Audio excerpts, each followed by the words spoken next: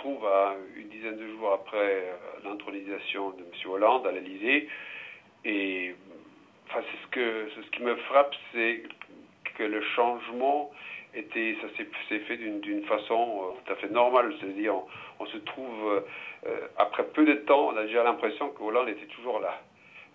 Il n'a pas fait un splash. On se rappelle des sorties de M. Sarkozy en short et en tenue de coureur et en montant les marches de l'Élysée en sueur à côté des gens qui tiennent la porte, plutôt surpris. Et là, c'est marrant, c'est le président de gauche qui, au fait, réinstalle à cette fonction une façon plutôt conservateur.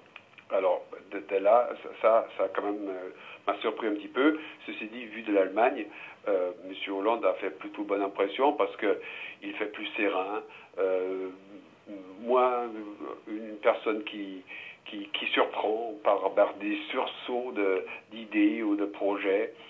Quand en France on parle de plus de concertation, comme on a essayé un premier début avec les partenaires sociaux, je crois que c'est vrai aussi en ce qui concerne les relations avec l'étranger, y compris avec Mme Merkel. Alors c'est vrai, ça coince un petit peu parce qu'ils ont des vues bien différentes, mais c'est clair et c'est net. Et je crois donc que ça apporte certainement un atout pour l'exercice de la fonction.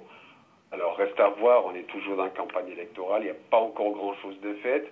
Le jour du coming out sera le 18 juin, après le deuxième tour des législatives, et là on va rentrer dans le dur.